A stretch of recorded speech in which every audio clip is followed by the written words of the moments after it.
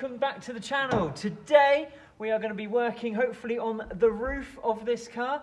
I want to fit a CM Composites rally scoop. I've sprayed it all up, ready to go on, but obviously I want the scoop to be smooth in. There was one thing in the way up there, and that was this here aerial, which I have removed, so that's out of the way now. I'm now going to test it to see if I need this aerial to run the radio and the sat nav on the car. Fingers crossed I don't need it. Hang on, this is going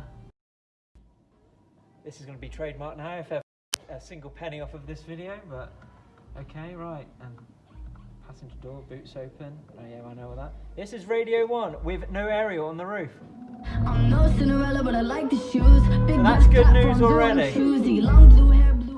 So I don't need to run that. Right, and the sat nav now. If you'd like to bring the camera in here, please, Mr. Cameraman. Right then, I'm just going to hit go home. Start guidance. It's loaded. That's a good start. Fast. Will it find me? It has found me in a disclosed location. So yeah, that's all working perfectly fine now. So happy days. I can just got to worry about now blocking up the holes that's on the roof. You can see that there is two holes on the roof, one where a plastic guider pin goes in and one where a screw goes in. To get out to your aerial, you have to remove your plastic cover. You then have to remove this bit here. By getting that out, there is a metal clip that just goes down the back. Just get a flathead screwdriver, push it forward and then pull. There's no clicking noise. If you clicked it, you've broken it. But that came out just like that. And now I've got to work out a way now of sealing up the hole to fill it. And guys, if you can see from up here, there is the two holes. There's one bigger than the other. So I'm going to have to stick something underneath to cover it up, then I can put some filler in and smooth out this all together. So we've seen that all of the hardware works in there. And if you look at the location, we are not exactly central to a city or anything. We are above the snow line in the middle of nowhere. When it gets to winter and it snows, we get snow up here. Trust me on that one. So if it can pick up radio, it can pick up sat nav of all places here. It should be okay in cities and towns and that. So in theory, I don't need an aerial. Whether this works in practice when the car's moving on the road could be a different matter, but it's a risk I'm willing to take right about now. But the worst case scenario is I can drill it out and refit it if needs be. Or I can run it to the back and put in like a shark fin styled BMW Mark 8 Fiesta. Who knows? Who knows? But the idea is there, and if needs be, that is the route I will go down. So I've come up with an idea to fill that hole in, because if I put filler straight onto that now, it will concave on itself and it will never bite, or you fill up your roof liner with filler before it's gone solid. And if it cracks, it will fall in and it will just be one hell of a mess. I've already masking taped up the sides, because obviously I want to spray the roof a different colour to match in with what we got going on. Getting underneath the boot here was a bit of a nightmare, but we'll see how that goes. So yeah, the next protocol is I'm going to, well, my plan of action, shall I say. I've got a drinks can, not sponsored by them, Red Bull, hit me up. That would be nice, wouldn't it? And a tube of Tiger Seal. The amount of Tiger Seal in this car, hit me up. Utah, come on guys, sort me out. And my plan of action is I'm going to Tiger Seal this bit of tin from a drinks can from a reputable dealer onto the underside of here, which will then give me the base of filling on top of. That's the plan of action anyway. I like to use stuff that's around me and stuff that's easy to get hold of. And like I say, if I can do this, so can you. So this is all easy, accessible stuff to do. So then boys, it's the next day and I have jumped a couple steps ahead from where we left off in the last video. I have actually sanded down the roof, as you can see behind me. Hopefully you can see behind me. I'm not sure, the camera's a bit... but yeah, and I've filled in the hole as stated. That's all nicely smoothed in. I've done all the tedious and the boring side of this. Yeah, it's ready now to be put into primer and paint, which is all well and good. Went down to Dip Demons this morning to see my friends there, and they told me what I've got planned on how to do this is not the best way of going about it. Sadly, I've gone against their advice and carried on anyway, as I do not have a welder yet, so to speak.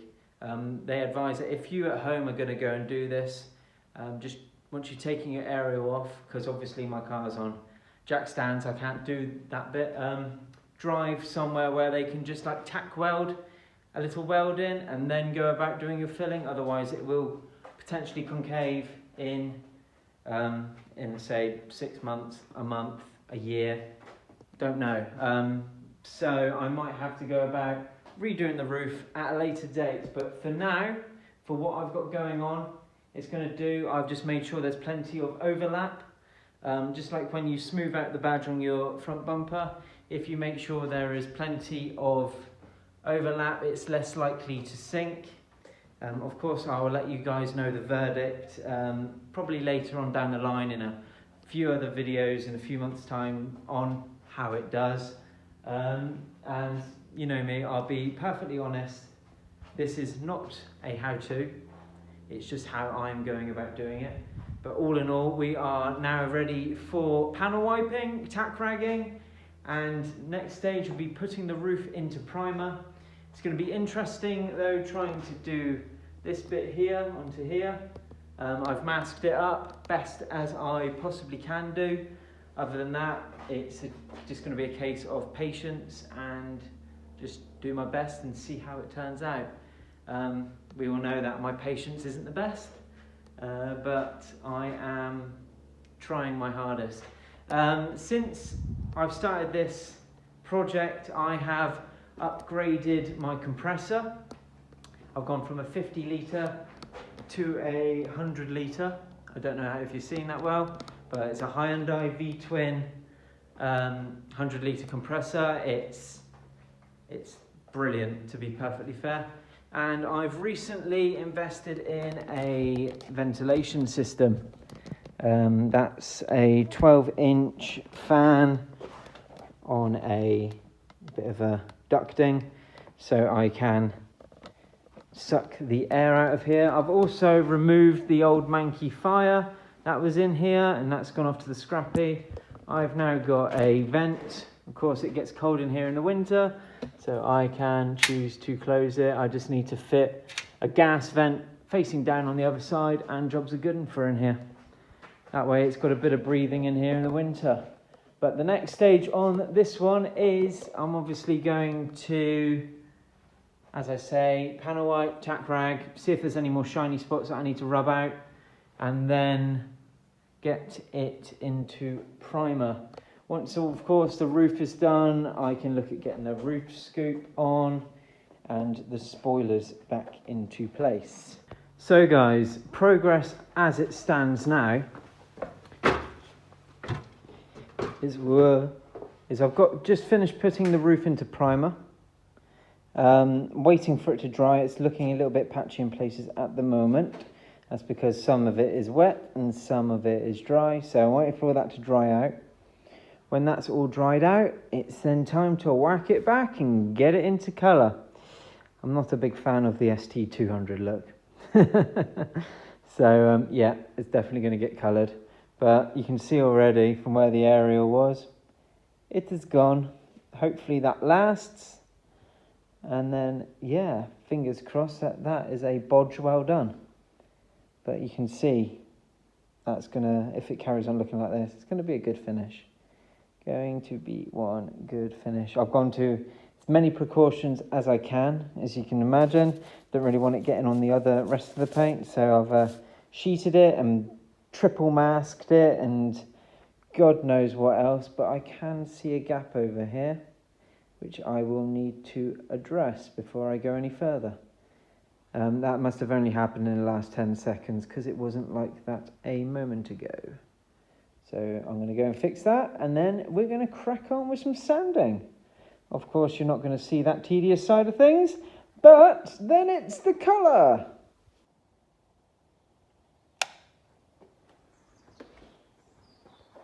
So then guys, we are now on our third day working on this. The first day was spent prepping, the second day was spent filling and priming, and the third day was spent, well, here I am. And this is how it's come out. All in all, very good.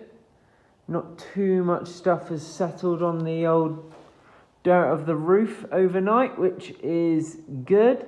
He's nice and hard now and ready for sanding and polishing to get all that extra sparkle to hopefully come a little bit more alive. That's a plan of action anyway. This is the prime example of how the black looks. Now I've done all of my gloss black on the ST in this, so that's how it's hopefully going to reflect. Obviously I still need to cut and polish a hell of a lot of the car, but that in my eyes looks absolutely amazing. I've still got to work out what bonding agent I'm going to use, but you can see this is got a bit of dust on it from overspray, but that's in the same colour as well, because this will be eventually, oh excuse me, camera, hands and cameras, going onto there like so, give or take. This isn't going to be central, obviously I need to work all that out, but that, with the wide arch body, bit of a rally scoop going on, got the bonnet raisers in place to let the heat out the back as I explained last video, so that's looking more aggressive now as well. With that, and obviously the wide arch body kit that's about to go on, with the rally wing on the back, should tie together quite nicely, I think. So now I'm obviously going to turn off the camera, cut and polish, hopefully get this roof up like a mirror, or as close to as I can. I'll do my best, you know that guys. And it's absolutely heaving it down outside now. So there's lots of moisture in the air, so luckily I chose the right day to spray on.